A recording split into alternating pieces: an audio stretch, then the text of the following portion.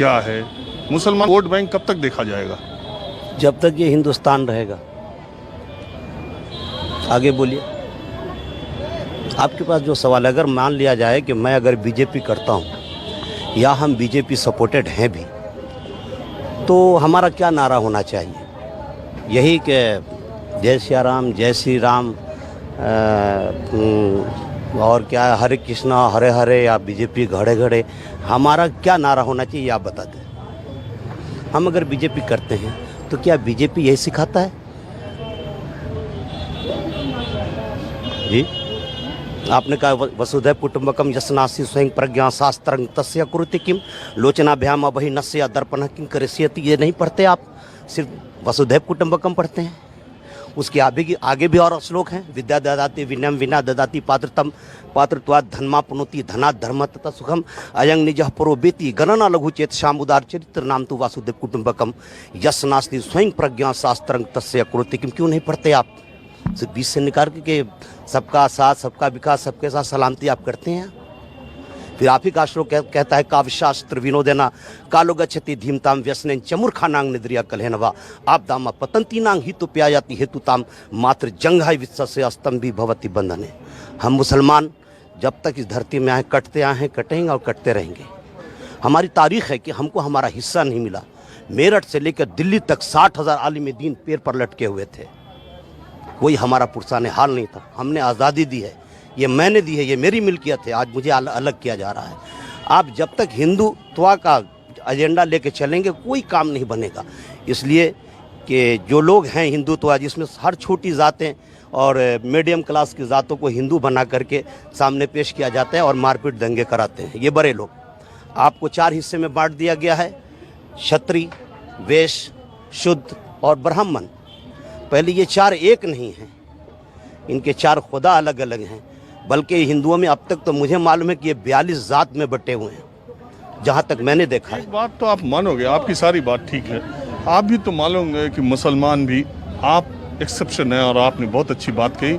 माहौल क्या है, मैं बहुत सारे जगहों पर गया, अभी तक आप जैसी बात करने वाला कोई मुसलमान किसी मस्जिद में मुझे नहीं मिला। हालांकि बहुत सारे लोग अच्छी अच्छी बातें करते हैं, लेकिन मेरा सवाल ये है कि मुसलमान में भी जाहिलियत, पढ़ाई लिखाई की कमी है, उनमें साक्षरता की कमी है, सुनिए जागरूकता की कमी है। वो भी कट्टरवाद की तरफ जाते हैं। जो कट्टरवाद की बात करता है मुसलमान उसके पीछे खड़ा होता है। जो धनबल वाला आदमी होता है, जो ताकत वाला आदमी होता है, मुसलमानों में जो एक तरह से ताकत दिखाता है, अस्त्र की, शस्त्र की, शरीर की, मुसलमान उसके साथ जाता है। जो कट्टरवाद की तरफ बोलता है मुसलमान उसकी तरफ जाता है। तो एक सवाल खड़ा होता है कि फिर आप कहाँ मेन स्ट्रीम में जा रहे हो, अपने को अलग खुद कर रहे हो। जहाँ तक आपने कहा जाहिल का सवाल है, तो जाहिल अनपढ़ नहीं होता है, पढ़े लिखों के हमारे इस्लाम में जाहिल कहा जाता है। ठीक है, जाहिल जो लफ्ज़ है, ये जाहिल पढ़े लिखे, जो लोग पढ़े लिखे होते हैं वो पढ़ लिख करके हट करके जब बात करते हैं वो जहालत की बात करते हैं।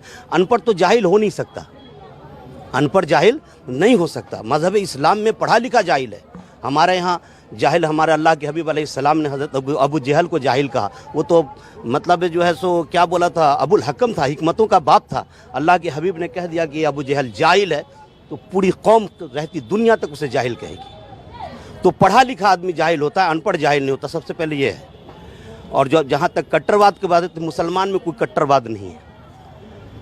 जिस तरह इस्लाम में तवाइफ हराम है, तवाइफ खाना हराम है, शराब हराम है, उसी तरह इस्लाम में आतंकवाद हराम है। जो देखिए एक मिनट, मैं किसी धर्म पर सवाल नहीं उठा रहा हूँ। हाँ, सारे धर्म एक ही कहते हैं, सारे धर्म उतने ही अच्छे हैं, सब मानवता की बात करते हैं, सब मानव मूल्यों की बात करते हैं, सब एक ही ईश्वर की बात करते हैं, सब भाईचारे की बात करते हैं। मानने वालों में गलती हो सकती है। क्या होता है कि लोग एक ईश्वर की बात नहीं करते। ये मैंने फिर अभी क्या काव्यशास्त्र विनोदना कालो गच्छति धीमताम व्यसनेन चमुर्खानांग। अगर तुम नेक नियति और अच्छे को नहीं मानते हो तो इस धरती पर सबसे बड़े मूर्ख हो। ठीक है, अगर हम लोग मतलब ये कहते हैं कि जैसे आप बड़े लीडर हैं, अच्छे लीडर हैं, ये हम मान करके आपको चलते हैं। आपका जाहिर और है, बातिन और है, तो हम जाहिर समझ के आपको वोट देते हैं। बातिन क्या है? बातिन में अगर शैतानी छुपी है तो हम तो देख नहीं, हम अंतर्यामी थोड़ी नहीं कि आँख फाड़े और आपके दिल को देख लें। ये तो बाद में पता चलता है कि मैंने वोट दिया तो पता लगा कि नहीं, इनका जाहिर और था और बातिन और है। जाहिर में इंसान और बातिन में ये शैतान है। चलिए, तब हम अलग होते हैं हम लोग कुछ दूसरी बात कर गए और लंबी कर गए। वैसे पश्चिम बंगाल के चुनाव का माहौल आप क्या देख रहे हैं? पश्चिम बंगाल का चुनाव यही है कि ममता दीदी आएगी यहाँ, और क्या। और अब फाइट में बीजेपी ही है। देखिए, फिर वो बीजेपी कहेंगे तो बीजेपी वही है कि ये हिंदू मुस्लिम लेकर के चल रही है, इसके साथ दूसरा कोई एजेंडा नहीं। ये मुसलमान को हटा दे, ये पूरे हिंदुस्तान में इसको एक वोट नहीं मिलेगा। ये लफ्ज़ मुसलमान अपने एजेंडे से हटा दे बीजेपी। मेरा दावा है आपसे कि उसको हिंदू भी वोट नहीं देगा, लेकिन लफ्ज़ मुसलमान हटा दे बीजेपी। आप बीजेपी को सुनाइए कि मुसलमान कहता है कि लफ्ज़ मुसलमान तुम अपने एजेंडे से हटा दो, तुम अपने एजेंडे से लफ्ज़ मुसलमान हटा दो, जिस तरह ईसाई हटाते हो। हिंदुत्व को सबसे ज़्यादा खतरा इस हिंदुस्तान में ईसाइयों से हुआ है, मुसलमानों से नहीं। आज सबसे ज़्यादा हिंदू ईसाई बन रहे हैं, लेकिन उसकी तरफ उसका मतलब ध्यान नहीं जाता। उसको कहिए कि सिर्फ लफ्ज़ मुसलमान हटा दो। देखिए, मुझे आपसे बात करना बहुत अच्छा लगा और मेरी मजबूरी है कि मैं लोगों से भी बात करता हूँ। समय बहुत करे, कुछ और लोगों से बात करता हूँ।